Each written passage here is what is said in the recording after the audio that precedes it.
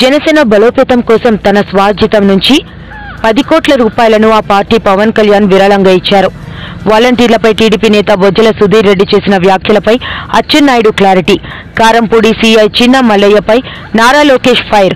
YCP package మత్తులో సీఐకు తెలియడం లేదు కానీ సీఎం జగ్గుబాయి సీను ఎప్పుడో కాలిపోయిందని అన్నారు. ఎన్నికలు సమీపిస్తున్న వేళ రాష్ట్ర వ్యాప్తంగా భారీగా నగదు బంగారం పట్టుబడుతోంది. సత్యసాయి జిల్లాలో భారీగా బంగారం, వజ్రాభరణాలు పట్టుబడ్డాయి. పులివెందుల ఓఎస్పీ అనిల్ కుమార్ రెడ్డిపై విచారణకు ఈసీ ఆదేశం.